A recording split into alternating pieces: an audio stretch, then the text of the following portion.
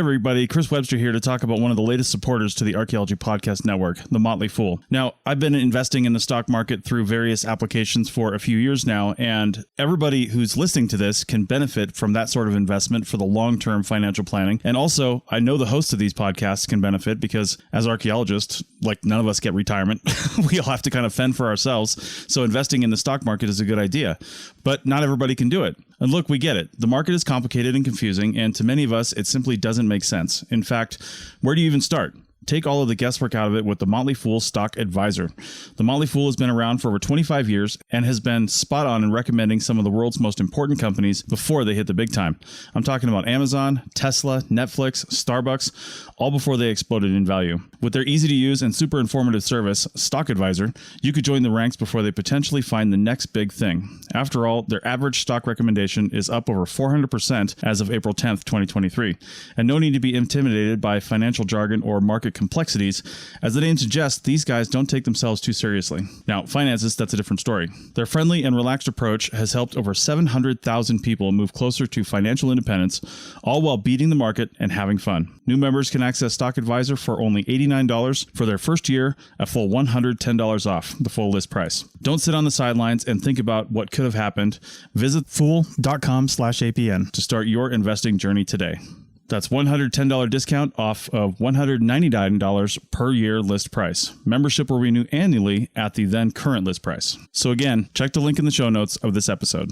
You're listening to the Archaeology Podcast Network.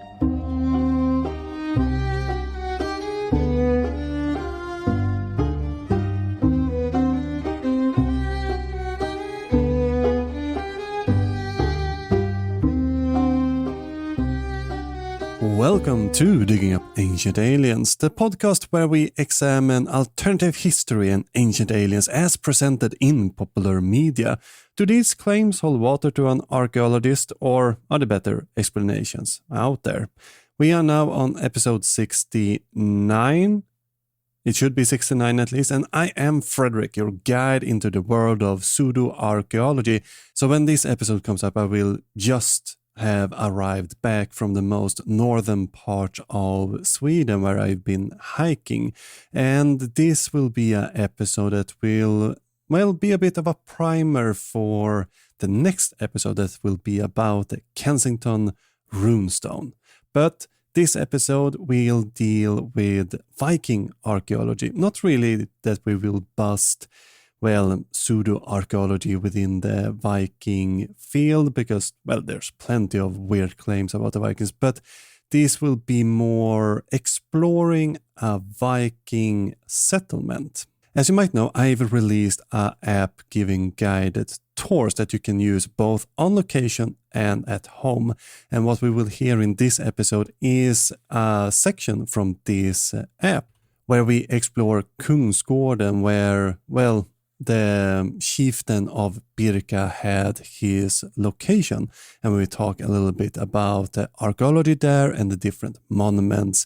And while it's fun to bust the pseudo-archaeological claims and myth, we should also provide more information and new information so we can educate ourselves and replace these bad ideas with new interesting ideas. So this will be a section from the app Historian where we explore Kungsgården. And if you want to download the app, go ahead and do so. More tours are coming there very soon. We will explore the Viking settlement in modern Canada. There will be more locations in Sweden, Rome. So I think it will be very interesting going forward. And if you go to the show's transcript, you will be able to find pictures from Kungsgården and Adelsö if you want to see how everything looks over there. But before we get to all of that, I want to thank those who financially support the show, either through Patreon or the membership portal. And for all you supporters, there is a new bonus episode coming up this week or early next week, depending a little bit on how the recordings and everything lines up for the future me. And if you want to become a supporter, I will tell you exactly where to go at the end of this episode. Now, with all of this out of the way, let's dig into the episode.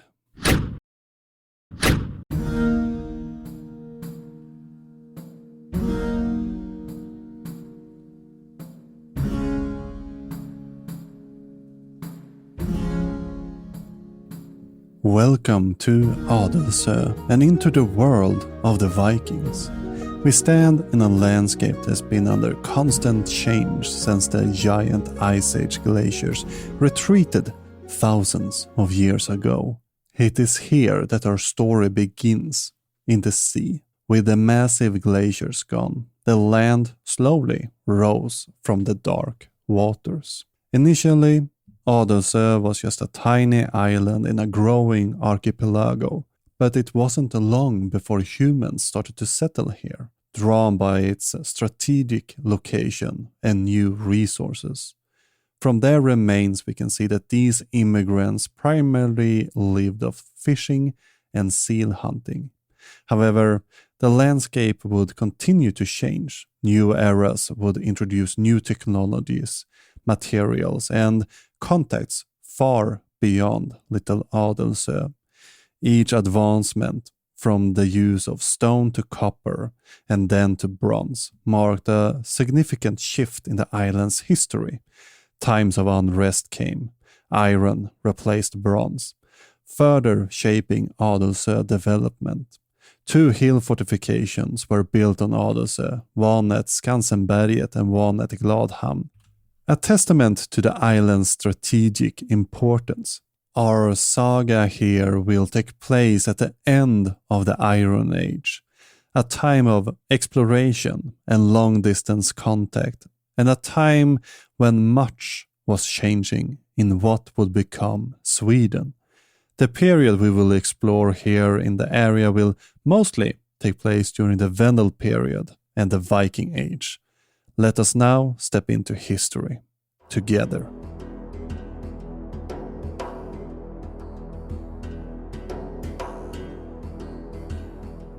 In front of you, you can now see the so-called royal mounds.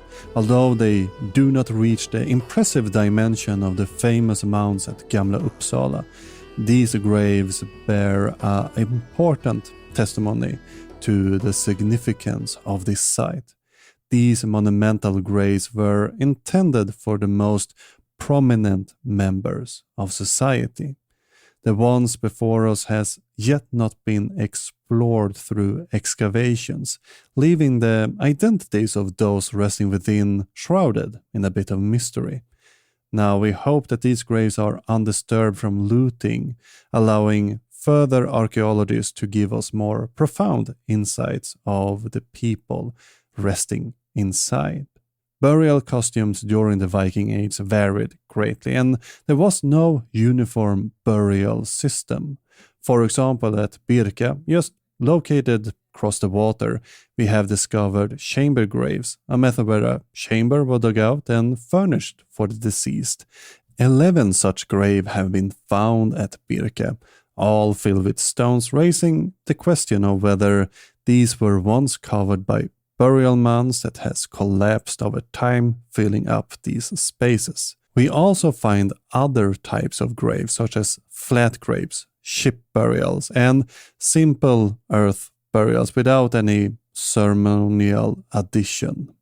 Then, of course, we have burial mounds, and this is a tradition that dates back all the way to the Neolithic period, the Stone Age, and this practice have continued to be a part of the burial tradition in Scandinavia throughout the Bronze Age, all the way into the Iron Age, including the Viking Age.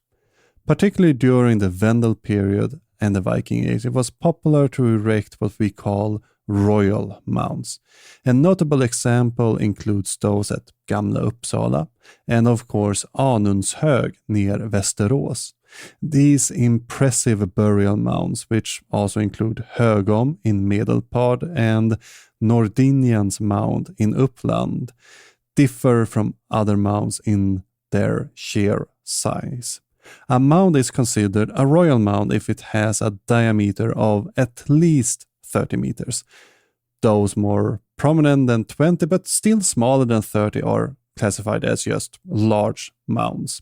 And large mounds were very popular during the Bronze Age and even more popular during the Vendel and Viking periods. Let's leave this area and walk towards one of the excavated mounds to explore more about life and death during this fascinating era. Now we stand before a mound that's known as Skopintull, and this name, it sparked curiosity and has led to various different theories about this name's origin. Does the name come from the idea that this was the place where people changed into their Sunday shoes before attending church? Others speculate that the name has something to do with the Russian raids taking place, or is it perhaps a completely different explanation behind the name? What we do know is that this mound was excavated under the leadership of one of Sweden's first female archaeologists, Hanna Ryd, amid the raging war in 1917. Although the excavation were carried out in 1917, it was not until 1936 that Ryd published her findings, and it would take even longer until 2013 before more of the mound's mystery would be unveiled. During her excavation, Ryd discovered a layer of burnt material with a large amount of skeletal remains. In total, Ryd found up towards 36 kilos of bones, mostly from animals, and we find horses, dogs, and even a cat among these bones. Additionally, she found pigs, sheep, cow, and various birds, including sea eagle, goshawk, chicken, and crane. Interestingly, osteological evidence indicated 2 humans were put to rest here, likely a man and a woman, but the identity of these people remains unfortunately unclear. The grave goods discovered were considerably rich, and they include bridles, combs, knives, game pieces, and even a shield. The clothes of the buried individuals appear to have their origins in the Orient. They are richly decorated with gold threads, something we don't really see in Scandinavia. And the ceremony seems to have been conducted by placing the bodies and other goods in a boat that was then set on fire. The collected remains were then placed in a copper kettle, which was examined more closely in 2013. During this examination, researchers found an egg and a lock of hair, the significance of which and whom the hair belonged to remains a little bit of a mystery. This grave clearly indicates that those who rest here were part of the society's upper class. Based on the items in the grave, we know that these individuals lived during the first half of the 10th century. Now, it's time to leave Skopintull behind and continue our journey through history towards encountering a new religion that would profoundly and enduringly reshape Sweden. Before us now stands a clear symbol of change in the Viking society. The contacts with the continent introduced not only new technologies and goods to Scandinavia, but also new ideas and gods. The Christianization of Scandinavia was a long and complex process. While threats of violence likely occurred, the conversion did not take place by the sword or the axe. Instead, Christianity crept in through trade, mission, and interaction with thralls. When a new, more potent royal power embraced this new faith, it began to drive a Europeization of Sweden, establishing laws that compelled people to adopt Christianity, which of course accelerated the conversion. Olof Skötkonung was the first Christian king of Sweden who actively promoted the new faith by, in part, minting coins, but also proselytization. Despite the official embrace of Christianity, traces of the Old Norse religion survived quietly, and it's unclear when it's finally disappeared completely, mainly due to different laws that forbade pagan practices, making these religion go underground. Looking closer at the building before us, we see it's a classic medieval hall church, characteristic of its time. This means that it has a nave and a chancel of the same height without a distinct separation between these two parts, a detail you can observe if you go inside the church. There are theories that a wooden church once stood on this site, but no physical evidence has yet been found of this. What we do know is that the first stone church here were likely ordered to be built by the king at the end of the 12th century. Initially, it was without a bell tower and with a narrow nave and a lower chancel that had a pass in the shape of a semicircle. The first major reconstruction of the church took place in the 14th century, and the church was then expanded to its current appearance, and a tower was added. A wooden porch was also built in the 14th century, but after a fire, it was reconstructed in the 17th century. However, during the 18th century, the church bell was moved from an external belfry into the tower, and in the 19th century, the porch was demolished and the entrance was moved to its current location in the bell tower. Inside the church, we find the baptismal font, one of the few furnishings from the church early days, simple in its design and made of coarse sandstone in the 12th century. It is one of the few furnishings from the church early days. If you look up towards the sacristy, you will notice a crucifix from the 14th century above the door. Inside the sacristy is another crucifix from the 14th century, originally part of a now lost altarpiece. And while we are in the sacristy, let's look at the northern wall. Here we can see 2 runestones embedded in the wall. There was also a third runestone in the church, which unfortunately was lost in the porch fire we talked about earlier. The surviving stones are labeled U1 and U10. The left stone, U10, its origin is somewhat mysterious. It was found in a gravel pit and after that brought to the church. The stone has 2 lines of text which read Aft öpti standi steinsar och Loki gerthi. And in English, this is translated to the stone was raised after Öpir and Loki made it. The stone has been broken off, but we can assume that Loki was also the one who carved it. And if we look at the right stone, U1, we can see that it's probably younger, and we can see this due to how the serpent is shaped and the serpent's design on the stone. And the inscription read, Askil let rätta stein thenna af dir fader sin bonda goda. In English, it teaches us that Eskil raised the stone in memory of his father, who was a good man. Now let's leave the church and continue to our next site.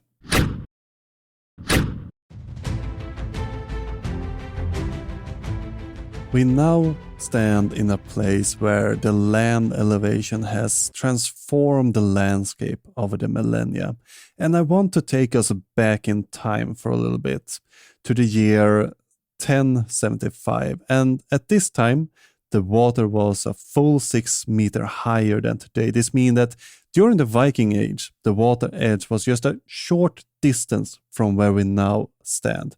Here, archaeologists have uncovered the remains of what once was the harbor of Kungsgården and Adelsö, and we can only imagine what it must have been like on this harbor. Imagine all the ships arriving, unloading their goods. We see missionaries, we see soldiers, we have diplomats, all stopping by to visit the king at the great hall that once stood here. And against this backdrop, erecting a runestone here would have been a great honor, only reserved for distinguished individuals. And the 6-ton runestone we stand before tells a little bit of a different story. As you approach the stone, let yourself be captivated by the exquisite craftsmanship and richness of the details of the rune master's work. The dragon loop that encircles the stone and bites its own tail is an artistic expression and a time marker. Just as fashion trends shift over time, this loop reflects a style known as the Middle Urn style, or PR4 if you're more academically inclined. And researchers have been able to distinguish 8 different styles which can help us date runestones. Thanks to this style, we can determine the year of the stone could have been made and which king might be mentioned on it. It is important to note that the red paint now highlighting the runes is a modern addition, intended to make the inscription stand out a bit better for us and so we can read them a bit better. Originally, the stone was an explosion of colors, decorated in black, white, red, and many other colors, which made it a striking sight for all who arrived at the harbor. And the inscription on the stone tells us a fascinating story. Rath fu runar, rätt lätt rista tolir bryti i rothi kungi, tolir och gyla letu rista, fan hion after sik merki, Håkon bad rista. And if we translate this to English, we can read, interpret these runes. The right to carve them was granted by the king to Tolir, the steward in Roden. Tolir and Gylla, the couple, had this monument raised in their memory. Håkon ordered the carving. And what's really fascinating about this stone is that Tolir refers to himself as a bryte, and this is a particular class of thralls or slaves. Like in other cultures, slaves in Viking society could become free. However, there was a catch. Even if they became free, and we have examples like Toki, who we know was freed, you would not get the same legal status as a born free man. Once a thrall, always a thrall. But it's worth noting that Tolir, with his position, must have had quite a bit of power, even though he was not a free man per se. And this may explain why Tolir emphasizes that he had the right and the permission to erect a stone. Slaves also did not have the right to marry, which suggests that Tolir had become free but still retained his title. The Viking Age view of class and beauty adds another layer to this story. Unlike today's society, where class is often associated with economy or inheritance, Vikings put a higher value on physical beauty, especially among men. And this idea can be seen in myth and legend, such as in the work of Rigsstula. In this text, the aesthetic aspect of the social hierarchy is highlighted throughout the story, from the humble yet ugly thralls to the noble and extremely beautiful earls. The one who created the classes was, according to this story, Heimdall, who shared bed with 3 different families, all which had different physical attributes. And the result is that the thrall is born ugly and suited therefore for simple tasks. Free men became robust, healthy-looking people, and of course was given tasks more suitable for their appearance. And the earl, of course, became the most beautiful person in the world. And this is why we see how skalds in the Viking society always trying to make sure to find something, no matter how tiny detail they can find, to describe as something as extremely beautiful on the earl. And through this brief text written on the stone, we can open a sort of window to the past, a glimpse to the everyday life and values of those who lived during the Viking Age. Let us now continue our journey to our next station.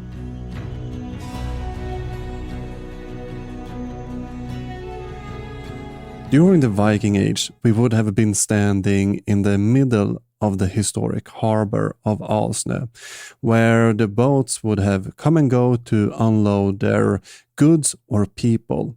Today instead we see grasslands and trees, and if you look past the trees, if you can, you will see where the water is today. But beneath the surface, archaeologists have discovered a fascinating defensive structure made out of stakes, and these stakes are believed to have been part of a protective barrier strategically designed to prevent enemy ships from attacking the harbor freely. The defensive system forms a semicircle in the water with a deliberate opening, a channel that allows ships to enter the harbor one at a time. It's possible that this structure also served a dual function as a breakwater, protecting the harbor from storms and high waves. This is a testament to the engineering prowess of the Viking Age and their ability to create structure that served multiple purposes, both practical and defense-related. Let us now leave the secrets of the water behind us and walk upwards towards the once majestic Alsnö hus.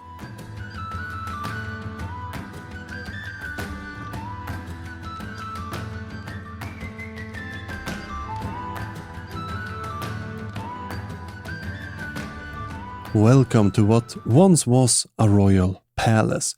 Today perhaps a mere shadow of its former self, but 800 years ago, this site was dominated by an impressive three-story building. By the architectural standard of the time, this was truly a spectacle. The foundation, which still can be seen today, is made out of stone, but the palace itself was made out of brick, a material regarded both as novel and luxurious in Sweden at this time in history. And there are stories etched into the walls and even the material used during construction. For example, a very proud master builder named Bove left his mark on a brick, and he carved this mark in runes, not once but twice on this brick, showing that runes were still used in this area during what we would call the Middle Ages. Now, the earliest evidence of Alsnöhus origins is a coin found on the site. The oldest dating of this coin is to Valdemar Birgeson's reign between 1266 and 1275. Archaeologists discovered the coin among the stones in the foundation, indicating that it was dropped during this early stage of construction, and the palace was likely built over the earlier royal manor in the area. However, neither post holes or other remains of this former manor has been found. Alsnöhus extended 30 meters in length and 14 meters width. Its ground floor holds traces of grandeur, evidenced by ornately decorated brick floor tiles and an impressive fireplace. A brick wall separated part of the room and the western part of the building, and we also found wooden floors. And this floor was found by archaeologist Bengt Tordeman, and he found them in a very charred state during his excavations in 1920. And the oldest known depiction surviving to our days of Alsnöhus is from a survey map dated to 1751, showing a building with a gateway tower and barrel walls. This, along with architectural comparison and historical documents, had led to new insights into what the building might have looked like. Previously, it was believed that the palace only had 2 floors, but now is thought to likely have had 3, as I mentioned before. The architectural inspiration behind Alsnöhus seems to have been Håkon Håkonsson's palace in Bergen, known as Håkonhallen or Bergens Hus, completed in 1251. Håkon Håkonsson was the king of Norway during this era, and the similarities between these two regal buildings perhaps underscore the Swedish king Magnus Ladulås' desire to erect an equally impressive palace. The main difference is that Håkonshallen also features a defensive tower, which has not been found yet at Adelsö. However, 2 stone-walled cellars have been rediscovered just west outside of the building. The function of the cellars has not yet been fully explained, but perhaps they were part of a defensive tower. But Asnöhus is not just a site of architectural admiration. It was here that one of Sweden's most significant legal documents, the Asnö Statute, was created under the leadership of King Magnus Ladulås. This statute changed the foundation of the Swedish nobility by offering tax exemption for those who contribute soldiers and warriors, and marked the end of the nobles' right to demand lodging and food from the peasantry without compensating the peasant where they stayed for the night. The glory days of Asnöhus was short but glamorous. After 1304, no king dated a letter from Asnö, something Ander Öhman attributes to the emergence of Stockholm Castle. Stockholm Castle appears to have been built around the year 1300, which would align well with the abandonment of Asnö. However, there are some mysteries surrounding the downfall of this house. Numerous crossbow bolts have been found around the site, and some suggest that the Vitalia brothers might have burnt down the house, and these were German privateers who wanted to restore King Albrecht to the throne. But this must have occurred after 1389, indicating the site retained some sort of significance long after 1304.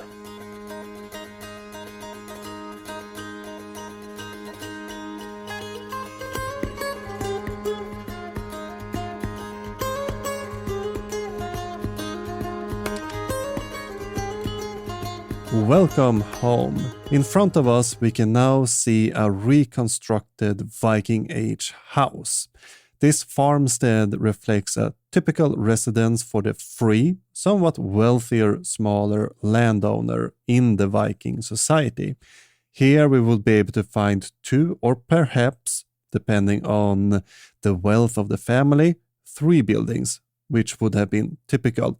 Some of these farms could also have included 1 or 2 pit houses, partially dug-in workshops building that were an important part of the Viking Age farm. Interestingly, we know less about the Viking Age dwelling than earlier periods in the Iron Age. However, archaeological studies indicate that the housing pattern were relatively consistent over time. Since the Bronze Age, the dominant construction method in Sweden has been the 3-eyed longhouse. This type of building was supported by several pairs of posts that held up the roof, while the walls would have been made out of wattle, daub, earth, turf, or stone, depending on the available materials in the area. Depending on the size of the house, it could have contained several sections, including a kitchen area, sleeping quarters, stables, storage, as well as room for entertainment and living. Towards the end of the Viking Age, around the year 900, a new architectural design began to emerge, especially in the southern part of Scandinavia. Here we find the Trelleborg houses, a typical building we see in the Trelleborgs built under the rule of Harald Bluetooth in Denmark. These houses were considerably wider than the earlier ones, up to 12 meters in width, and they could also have a second floor. But on Gotland, the houses started to take another appearance, and these were smaller in size and had only one central aisle, but the roof was supported by strong walls instead of columns, as we see in the long houses in mainland Sweden.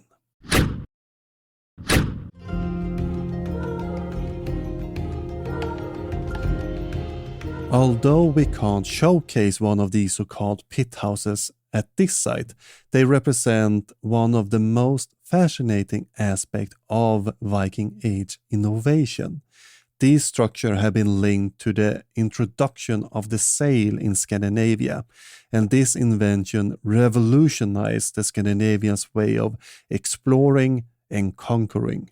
The presence of sails in Scandinavia does not appear to have been established until the late Iron Age, making the term the Age of Sails, or perhaps the Sail Era, a more fitting description than the term we use today, the Viking Age or the Viking period. According to available sources, the sails were primarily made out of wool and treated with fat tallow or fish oil to make them windproof and durable. And the process of creating a sail was highly time-consuming. Lise Bender Jørgensen has estimated that a wool sail for an average longship required about 90 square meters of fabric.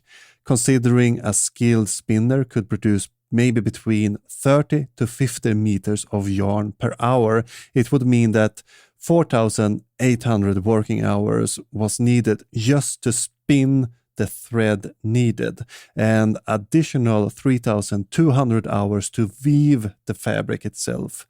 And this equates to, in, modern Swedish working hours, 4 years of work, excluding the time it takes to harvest and process the wool.